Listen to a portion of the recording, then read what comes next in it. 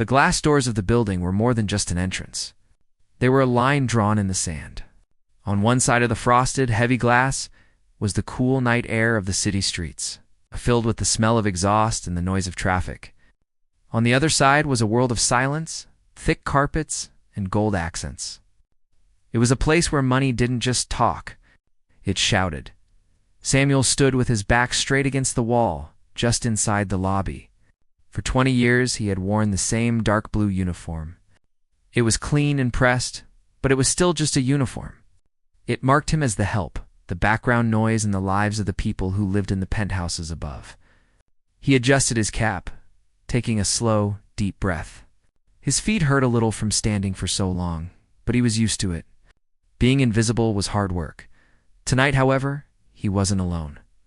Standing next to him was his 12-year-old daughter. Maya, it was a special day at Samuel's security firm, a take-your-daughter-to-work event. Most of the other guards had sons or daughters who were excited to see the big city, or perhaps they had dropped their kids off at a corporate office for a few hours of pizza and games. Samuel didn't have that luxury. He was a single father, and he couldn't afford a babysitter for the night shift. So, he had brought Maya along. She looked small next to him. She was wearing her best dress, a soft floral pattern with small white buttons down the front. It was a dress meant for a family picnic or a Sunday church service, not for standing in the cold lobby of a luxury high-rise. She had a small backpack slung over one shoulder, straps tightened as much as they would go to keep it from slipping off. Maya didn't mind the lobby. In fact, she was mesmerized. To her, the building wasn't just a place for rich people. It was a palace. She watched the chandelier hanging from the ceiling. The tiny crystals caught the light and threw rainbows across the marble floor. She watched the doormen in their red uniforms opening the doors for shiny black cars that looked like they drove themselves. But mostly, she listened. There was a party happening in the private lounge on the other side of the heavy oak doors that blocked off the elevators. It wasn't a loud, thumping party with rock music.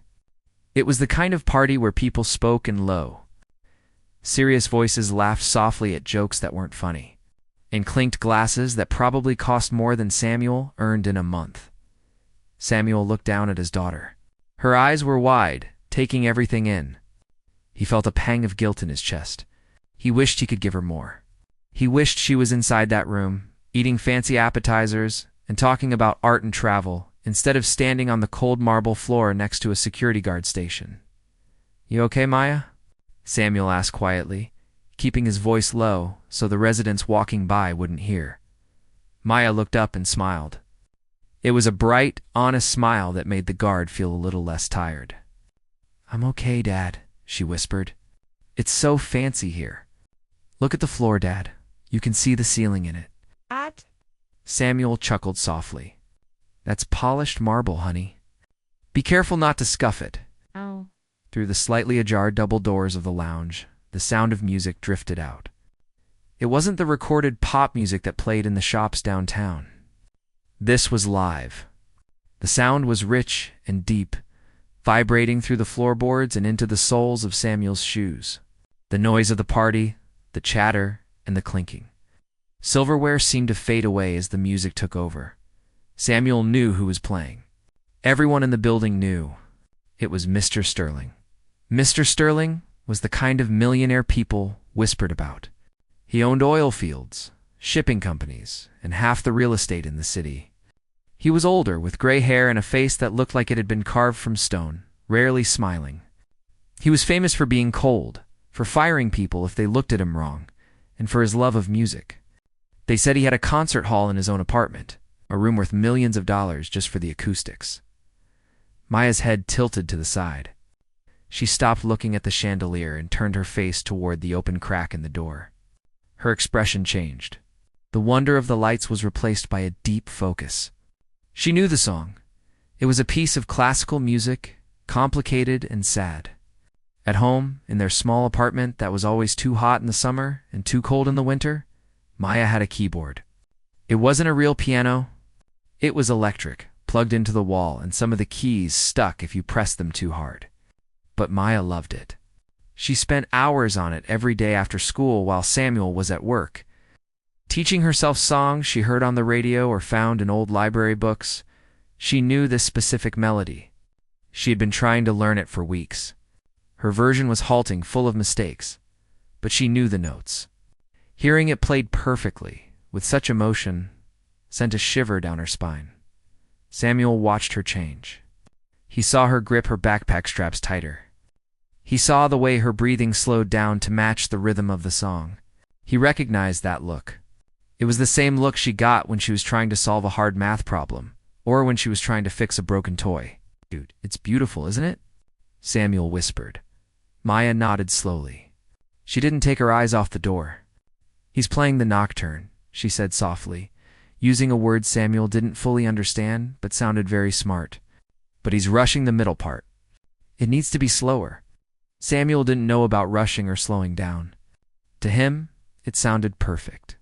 It sounded like something that belonged in a castle, not in the real world where he had to worry about rent and grocery bills. "Don't get too close, Maya," he warned gently. "We're not supposed to disturb the guests." The music swelled, getting louder and more intense. It was like a storm was building up inside the room. The people inside the lounge went quiet. Even from the lobby, Samuel could feel the pressure of the silence. They were all listening to Mr. Sterling. They were respecting him. Maya took a step closer to the door. The marble floor made a clicking sound under her worn-out shoes. Samuel reached out a hand to stop her, but he hesitated. He saw something in her posture. It wasn't curiosity anymore. It was a need. She looked back at her father. Her eyes were shining, not with tears, but with excitement. There was a fire in her that Samuel hadn't seen before. It was the fire of confidence. "Dad," she whispered, "I can play this." "I know you play, honey," Samuel said, trying to be gentle. "But that is Mr. Sterling. He is a professional." "No," Maya said, shaking her head. "Not just play it. I can play with him. I can play the other part. The part that makes it sound full." Samuel blinked. He didn't know what she was talking about, but he felt a sudden spike of nervousness. He looked around the lobby. It was mostly empty for the moment, save for a receptionist behind a desk who was busy typing on a computer. He looked at the heavy oak doors separating the two worlds. On one side was the millionaire who owned the building. On the other was his daughter, the guard's kid, in a second-hand dress. Common sense told Samuel to pull her back. Common sense told him to tell her to sit in the chair and read a book. But looking at Maya, he saw his own reflection in her face. He saw the long nights, the struggles, and the love. He also saw a talent he couldn't understand but knew was rare. Maya didn't wait for him to say yes or no. The music from inside shifted. The fast part ended, and the melody became soft again. It was the perfect moment. She took a deep breath, pulling it all the way down into her stomach, the way her music teacher at school had taught her. She tightened her grip on the backpack straps. One last time, and then let go. She stepped past the velvet rope that was meant to keep people like her out. She walked toward the heavy oak doors. The smell of expensive perfume and roast duck drifted out to meet her. The lights from the chandelier spilled onto the floor, creating a golden path for her to walk on. Samuel stood frozen by the wall. He wanted to call out, to stop her before she got him fired, but his voice caught in his throat. He watched his little girl, with her head held high, walk into the room of lions. He just prayed she didn't get eaten alive. The air inside the private lounge was heavy. It's not just with the scent of expensive perfume and cigars, but with a thick kind of silence that only money can buy. It was the kind of silence where people are afraid to breathe too loudly, terrified that the sound of their existence might disturb the peace of someone more important than them. Maya stepped over the threshold, and the temperature seemed to drop. Her sneakers made no sound on the plush Persian rug, a vast swirl of reds and golds that probably cost more than the yearly rent of her entire apartment building. She felt small. Incredibly small, but the music pulled her forward like a magnet. At the center of the room, sitting at a massive black Steinway piano, was Mr. Sterling. Up close, he looked even more imposing than he did from a distance in the newspapers. His back was straight, his posture rigid. He wore a tuxedo that looked like it had been painted onto him, the fabric hugging his broad shoulders. He didn't look like a man playing music. He looked like a man conquering it. His hands moved across the keys with a speed that was almost frightening. They were large hands, with heavy rings on almost every finger, yet they touched the ivory keys with a delicate mechanical precision. He was playing a complex piece by Chopin. The notes cascaded down like a waterfall, fast and urgent, filling every corner of the high-ceilinged room. Maya stood just inside the doorway. She knew this piece. She knew it by heart because she had listened to a recording of it on her old headphones every night for a month. She knew where the music was supposed to sigh, where it was supposed to whisper, and where it was supposed to cry. But listening to Mr. Sterling play, it was different. He was playing it perfectly, every note in the right place, every rhythm exact. But it felt empty. It was like watching a robot paint a beautiful picture. The technique was there, but the soul was missing. Around the room, the guests stood in small clusters, holding crystal glasses filled with amber liquid. They were watching Mr. Sterling with looks of awe on their faces. They were nodding to each other, whispering things like brilliant and genius. To them, the music was a status symbol. It wasn't about feeling. It was about owning something that the common people couldn't understand. Maya looked from the guests back to the piano. She felt a sudden burning urge in her chest. It wasn't nerves anymore. It was a need to fix it. She could hear the harmony in her head, the part that wasn't being played. The soft notes that should have been underneath the melody to give it depth. It was the part she practiced on her sticky keyboard at home. She took another step forward, then another.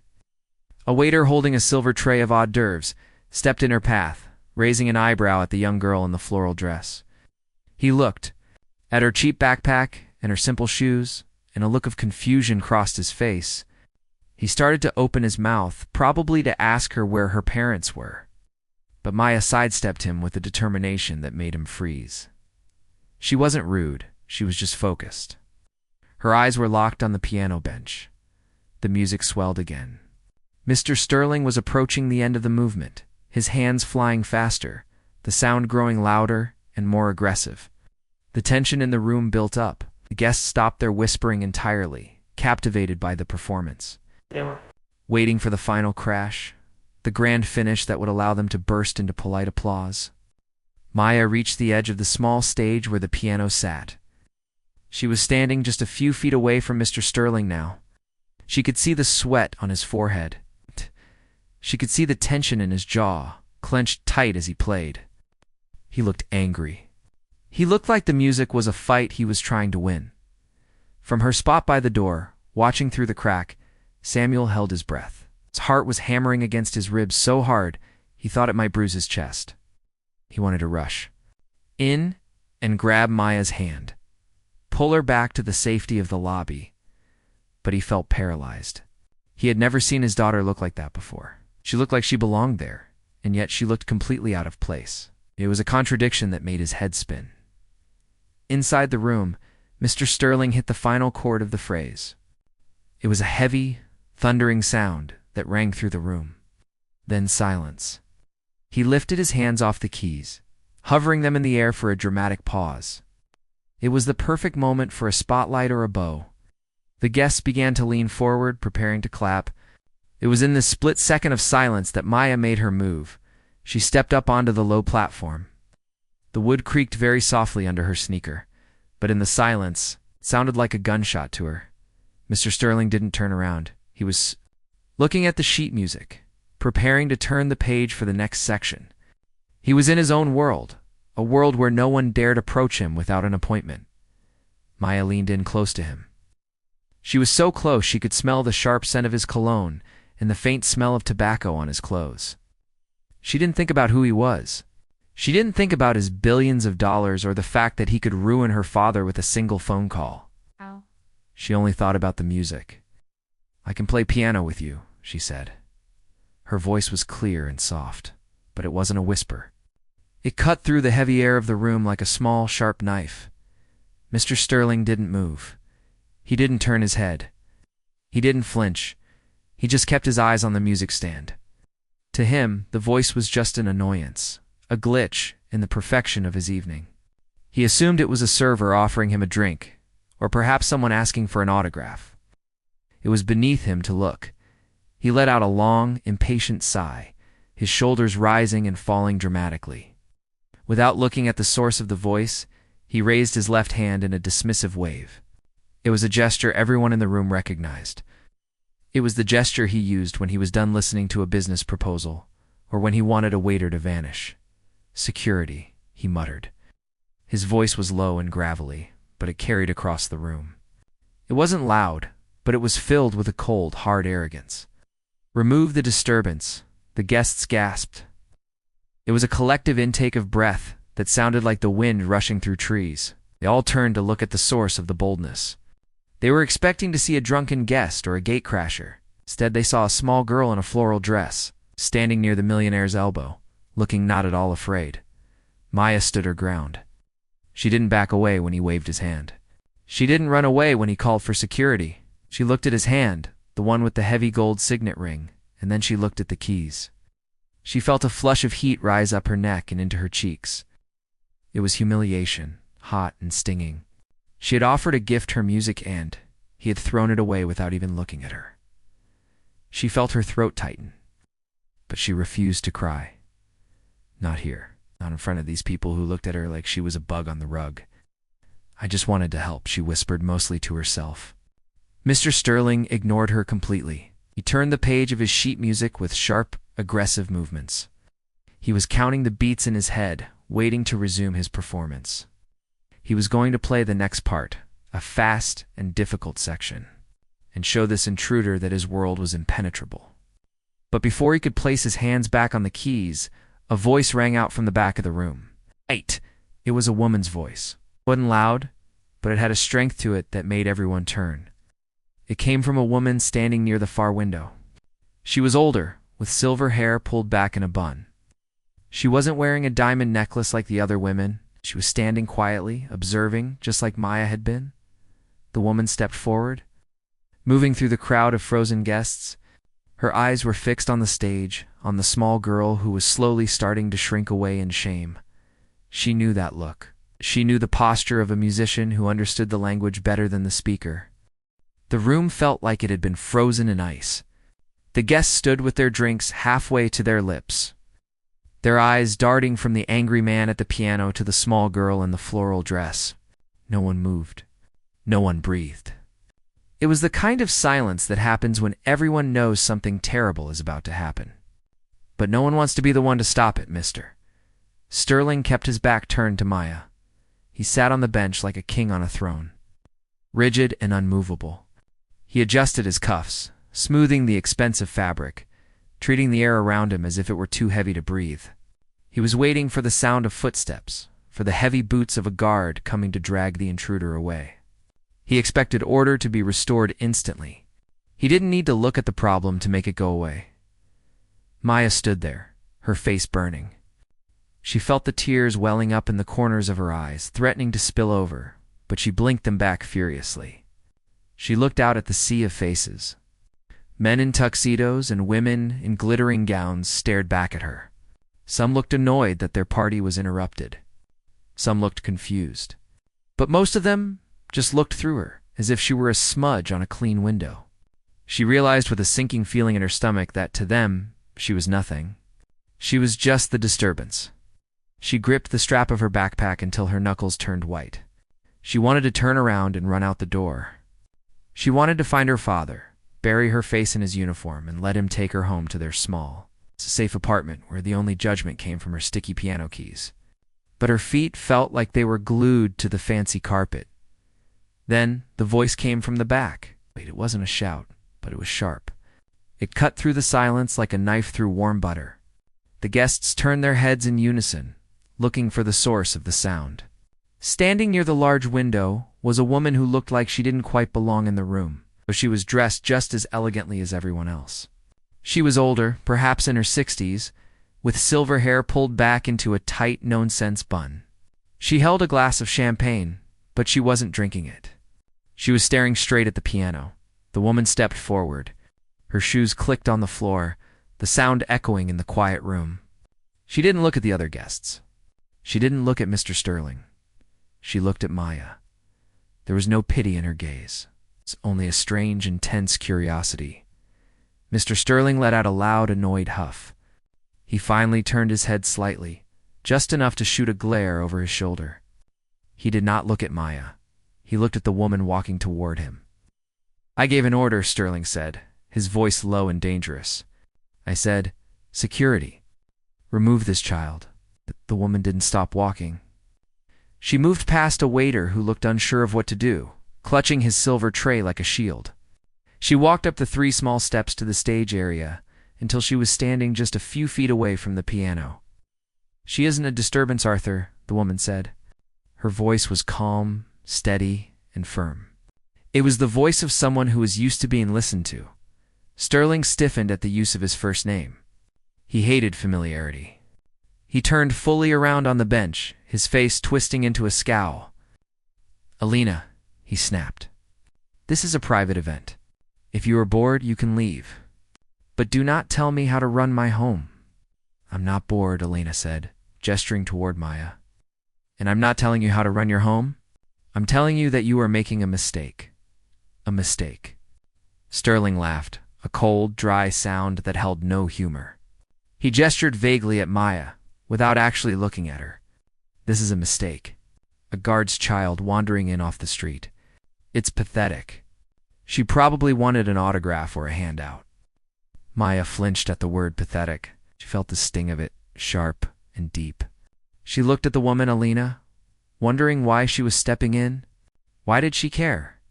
Alina turned her gaze to the millionaire. Arthur, look at her.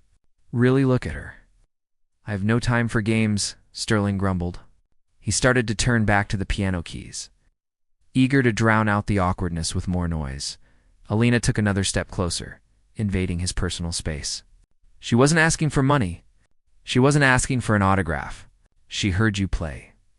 So, Sterling snapped. Everyone hears me play. She heard the missing piece, Alina said softly. Her voice dropped, but the room was so quiet that everyone could hear her. I've been listening to you for 20 minutes. You have the technique, Arthur. You always have. Your fingers are fast, your timing is perfect, but you are rushing the middle section. You're playing the notes, but you aren't playing the music. The room gasped again. It was a collective whisper of shock. No one spoke to Mr. Sterling like that. No one told the great genius that his music was lacking.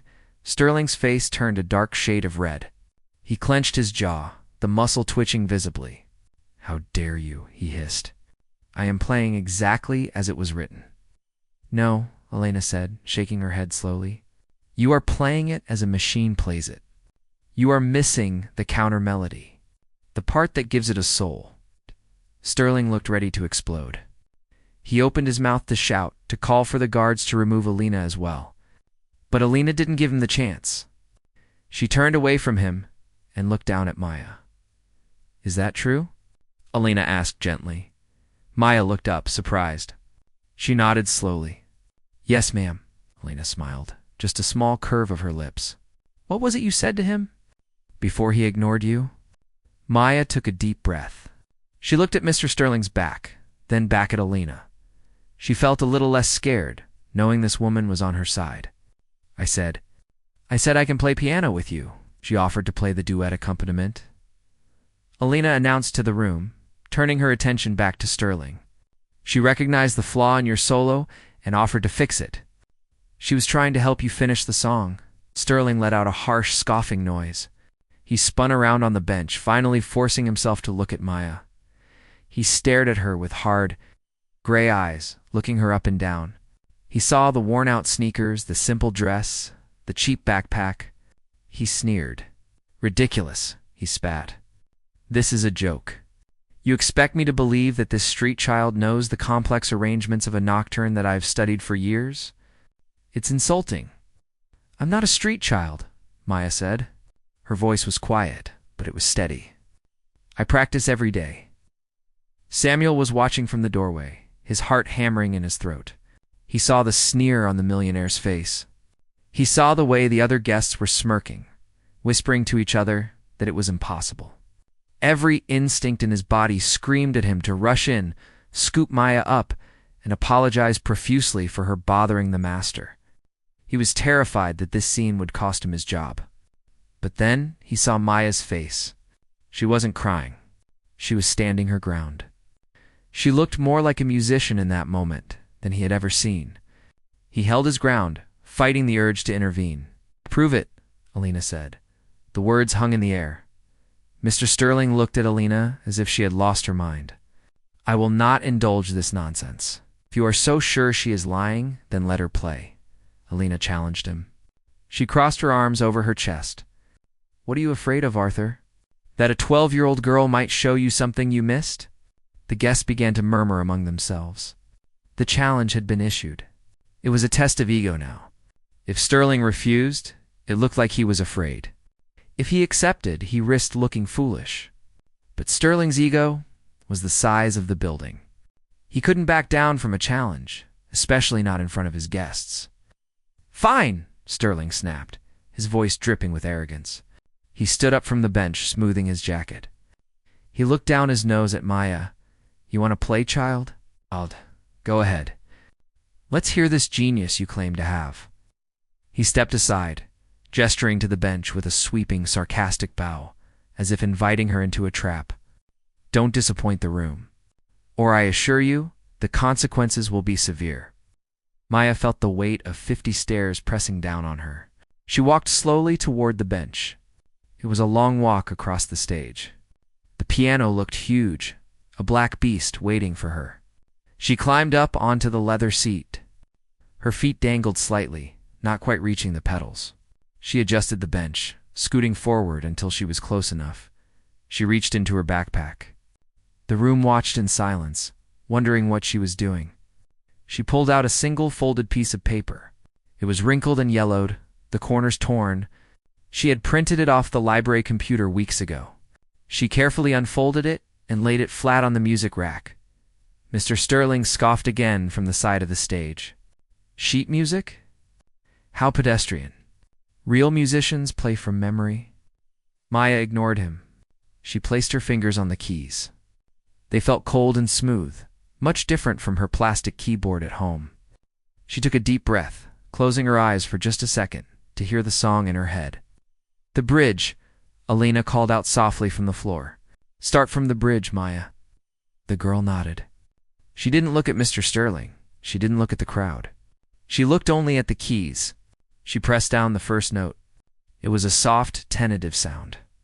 Then came the second note, and the third. She began to play. The first note Maya played wasn't loud. It was small and clear, like a single drop of water falling into a still pond. In the massive room, filled with people holding their breath, that tiny sound seemed to echo against the high ceilings. It was the start of the bridge section, the exact part where Mr. Sterling's aggressive playing had left a hollow feeling. Maya's hands were small, with short fingers and chipped nail polish, but they moved with a grace that no one expected. She didn't bang on the keys like a child. She touched them gently, coaxing the sound out of the instrument. The melody she played was softer than the one Mr. Sterling had been hammering out. It was a counter-melody, supporting voice that wove underneath the main tune. For the first 10 seconds, the only reaction in the room was silence. The guests stood frozen, their drinks forgotten in their hands. They had come to hear a famous millionaire show off, and instead, they were watching a little girl in a floral dress transform the music. Mr. Sterling stood with his arms crossed over his chest, leaning against the piano. He wore a smirk on his face, waiting for the mistake. He was waiting for the moment her fingers would slip, or when she would forget the next chord. He was convinced this was a joke, a cruel prank set up by Alina, or perhaps just a foolish child's luck. He watched her hands like a hawk, ready to pounce on the first error, but the error never came. Maya's confidence grew with every measure. She stopped looking at her hands and started looking at the music sheet, but it was clear she wasn't really reading it. She was feeling it. Her foot reached out for the gold pedal, pushing it down to sustain the notes. The sound changed instantly, blooming into something rich and full. Then, something unexpected happened. The music called for a response. The main melody was supposed to enter again, answering the gentle question Maya was playing. Maya hesitated for just a fraction of a second, expecting Mr. Sterling to jump in and mock her. but the space was empty. The piano sounded lonely, without thinking. Maya's left hand jumped down the keyboard to play the bass line of the main theme, filling in the gap. She was playing both parts now, weaving them together. It was difficult. Her hands had to stretch wide, moving faster than they ever had before on her sticky keyboard at home. She gritted her teeth, her brow furrowing in concentration. A bead of sweat rolled down her temple. She missed a note. It was a tiny clink, a discordant sound in the middle of the beautiful flow. Mr. Sterling's smirk widened. He opened his mouth to speak, to say, "That's enough," but the sound died in his throat. Before the wrong note could even fade, Maya corrected it. She slid her finger to the right key and continued without stopping. She didn't panic. She didn't apologize. She just played on. It was that moment, that refusal to stop, that changed everything. Alina, standing by the window, closed her eyes and took a deep breath. A smile touched her lips. She knew that resilience was more important than perfection. She looked around the room and saw the guests were no longer looking at the girl with amusement or annoyance. They were leaning forward. They were listening. The music was shifting. It wasn't just notes anymore. It was telling a story. With Maya playing, the song sounded less like a mathematical calculation and more like a memory. It sounded like a rainy afternoon or a goodbye that wasn't ready to be said. She played with a raw, natural talent that couldn't be taught in a prestigious conservatory. It came from the heart. Mr. Sterling felt a strange sensation in his chest, a tightness he hadn't felt in years. He looked at his own hands, his large, ring-covered hands that had played this song 1,000 times. He realized that while his hands were technically perfect, they were cold. This child's hands were warm. She was putting something into the music that he had lost a long time ago, the joy of it. The piece moved toward the climax. The notes became faster, tumbling over one another. Maya's arms were moving now, her whole body swaying with the rhythm of the piano. She was lost in it. The grandeur of the room, the expensive clothes, the judging eyesight, all disappeared. There was only the vibration of the strings and the dance of her fingers.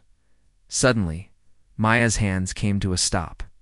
She played the final chord of the section she knew, and then she let her hands fall into her lap. She looked up, blinking rapidly as she snapped out of her trance. She remembered where she was. She remembered who was watching. She sat there on the bench, her feet dangling, her chest heaving slightly from the effort. She looked at the keys, terrified to look at the audience. She thought they would laugh. She thought they would say it was cute for a beginner, but terrible compared to the Millionaire. But there was no laughter. There was no sound at all. The silence stretched out. It was heavy and thick, but it wasn't angry this time. It was a silence of respect. The guests looked at the piano, then at the girl, then at Mr. Sterling. They were witnessing something they couldn't explain. The disturbance had just done the impossible. Mr. Sterling unfolded his arms. The smirk was gone, wiped away as if it had never been there. He looked at the girl, really seeing her for the first time. He saw the cheap backpack on the floor, the worn dress, the fear in her eyes. He thought about his own daughter who had died years ago. He remembered sitting at a piano with her, trying to teach her, but getting angry when she made mistakes. He realized he had forgotten how to listen. He took a slow step toward the bench. The movement made Maya flinch, but she didn't jump off. Alina watched closely. She saw the change in the Millionaire's posture. The arrogance had melted away, leaving something else in its place: curiosity. Perhaps, or maybe just a deep, lonely confusion. Maya turned her head slightly and risked a glance at Samuel in the doorway. Her father was standing rigid, his mouth open slightly, his eyes wide. He looked proud, but he also looked terrified. He gave her a small, shaky nod. "You stopped," Mr. Sterling said. His voice was gruff, but it wasn't loud. Maya swallowed hard. I only know up to that part. The rest is too hard." Mr. Sterling looked at the sheet music she had placed on the rack. It was just the first few pages. He looked back at her. "You play the accompaniment differently than it is written." Maya nodded. "It sounded better that way. It sounded like you were lonely." The room gasped again. It was a bold thing to say to a powerful man. Mr. Sterling stared at her. He didn't get angry. He looked down at the keyboard. He thought about the empty feeling in his life, the big house he lived in alone, the parties where no one really knew him. "It is better," Sterling said quietly. It was barely a whisper, but everyone heard it. He walked around the end of the piano. He didn't leave. He didn't call security. He stood on the other side of the bench, looking down at the space where he had been sitting. "What is your name?" He asked. "Maya, sir," she whispered. "Maya," he repeated, testing the name on his tongue. He looked at the guests, then back at her. "Do you know the coda, Maya?" "The ending." She shook her head. "No, sir. I haven't learned it yet." Mr. Sterling sat back down on the bench. He didn't push her off. There was just enough room for two if they squeezed close together. He lifted his hands and placed them over the higher keys, leaving the lower notes for her. "I will play the melody," Sterling said, his voice suddenly steady and commanding, but not unkind. "You play your harmony. Follow me." Maya's eyes went huge. She looked at Alina, who gave her an encouraging nod. She looked at her father, whose face had broken into a disbelieving smile. "You want to play with me?" Maya asked, stuttering slightly. "Why, to hear how it sounds," Sterling said. With the soul put back in, he looked at her, waiting. Maya took a deep breath and placed her hands back on the keys. She was sitting next to a millionaire, in a room full of the most important people in the city. But for the first time all night, she wasn't scared. She was just a musician, ready. Sterling asked. Maya nodded, and together they began to play. The sound that filled the lounge was not something that could be practiced or bought. When Mr. Sterling's right hand came down to lead the melody, Maya's left hand was already there, waiting to support him. It was like they had practiced together for years, that they had just met. Mr. Sterling played with the force and precision of a train on a track. He was loud, bold, and technically perfect. But now Maya was weaving her magic underneath him. She played the soft, sweeping notes that filled in the empty spaces. She added the tenderness that his version had been missing. It was no longer a solo performance. It was a conversation. The guests stood in total silence. No one was checking their watches or whispering about stocks. Even the waiters had stopped moving, hovering near the walls with their trays held steady, completely captivated. They were watching a miracle happen right in front of their eyes. A man who owned half the city was sharing a piano bench with a little girl, who looked like she belonged in a completely different world. Samuel watched from the doorway, his heart feeling like it was going to burst.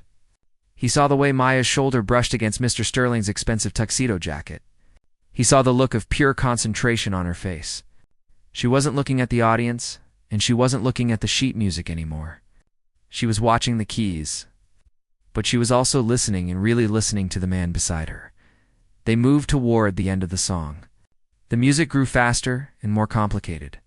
Maya's hands had to stretch to reach the chords her small fingers weren't quite used to. She stumbled once, her finger slipping off a black key, but Mr. Sterling didn't stop. He didn't scowl or sigh. Instead, he played a loud, strong chord that covered her mistake, smoothing it over like a wave washing over a footprint in the sand. He gave her a split second to recover, and she jumped right back in. It was a moment of kindness that shocked the room more than the music itself. The ruthless millionaire was protecting the sound of the little girl. They reached the final crescendo. The noise swelled up to the ceiling, shaking the crystal glasses on the tables. Maya was pressing the pedals with both feet now. Standing up slightly to get the force she needed, Mr. Sterling was leaning forward. His back arched, pouring every bit of his energy into the keys, and then, in a flash of movement, they struck the final chords together. A thundering boom that rang through the air, followed by 3 soft, fading notes that Maya played by herself. "Silence, mister." Sterling lifted his hands high in the air, holding the pose. Maya, out of breath and her hands trembling, pulled her hands back into her lap. She looked over at him, unsure of what to do next. She expected him to stand up, take a bow, and dismiss her. But Mr. Sterling didn't move. He kept his hands up, breathing hard. He looked out at the crowd, but he wasn't looking for applause for himself. He was letting the moment hang there. Slowly, Mr. Sterling lowered his hands. He turned on the bench to look at Maya. For a long time, he He didn't speak. He looked at her face, flushed and pink with exertion. He looked at her simple dress. He looked at her hands, resting in her lap. "You play," Mr. Sterling said. His voice was rough, but it was quiet. "You really play." Maya smiled, a shy, relieved smile. "I told you," she whispered. The spell broke, and the room erupted. It wasn't the polite, clapping from a distance noise that usually happened at these parties. It was real applause. People were clapping loudly, some of them even cheering. Alina was clapping the hardest, a huge smile on her face. Samuel stepped forward from the doorway. He didn't care about the rules anymore. He walked onto the plush carpet, his security guard's shoes squeaking slightly. He stopped a few feet away from the piano, beaming with pride. He saw Mr. Sterling look up and spot him. The millionaire's face changed. He looked from Samuel to Maya. He realized the connection. He saw the family resemblance in their eyes. He looked at Samuel's uniform and then back at the expensive piano. The reality of the situation hit him. He had almost thrown true talent out of his building because he was too arrogant to look past a uniform. Mr. Sterling stood up. The applause quieted down as people realized he was going to speak. He smoothed his jacket, but he didn't walk away from the piano. Instead, he motioned for Samuel to come closer. Samuel hesitated, then walked up to the stage area. He stood next to his daughter. "Is this your father?" Mr. Sterling asked Maya. "Yes, sir," Maya said, reaching out to take her father's hand. "This is my dad. He works here to keep me safe." Mr. Sterling looked at Samuel. There was no coldness in his eyes now. "Sir," he said, "you have a gift here. A rare and precious gift." Samuel squeezed Maya's hand. "She loves the music, sir. She works hard at it. She has a natural ear," Mr. Sterling said. "She hears what is missing. That is something I cannot teach." He paused, looking around the room at his wealthy guests. "I have played with the best musicians in the world. Tonight, I played better than I have in 20 years. Because of her." The room was dead silent again. No one could believe what they were hearing. Mr. Sterling admitting someone was better than him? It was unheard of. Mr. Sterling turned back to the piano bench. He sat down again, but this time he moved all the way to one side, leaving the majority of the bench empty. He patted the leather seat beside him. "Play with me again," Mr. Sterling said to Maya. "Not just the end. I want to start from the beginning, the whole piece." Maya's eyes went wide. "Here? Now?" "Yes," Mr. Sterling said firmly. "And you, Samuel," he said, looking up at the guard. "Pull up a chair. Sit by us. You should be listening." A waiter rushed over and brought a velvet chair from the corner. Samuel sat down, feeling strange and out of place, but his daughter was beaming. Maya climbed back up on the bench. She sat closer to Mr. Sterling this time. They looked at each other, and for the first time, the millionaire smiled. It was a genuine, warm smile that made him look years younger. "Ready?" Maya asked, echoing his question from earlier. "I am ready if you are," Mr. Sterling replied. And so they played. They played the whole piece from the start. The music filled the room, washing away the differences between the rich and the poor, the old and the young. The guard sat on his chair listening to his daughter play a symphony with a millionaire. And for the first time in his life, the lobby didn't feel like a barrier. It felt like a beginning. The music went on late into the night. And long after the party ended, the sound of that piano could be heard in the building. It was a reminder that sometimes the most valuable things aren't behind glass doors or guarded by security. Sometimes they are just standing right next to you, waiting for a chance to be heard.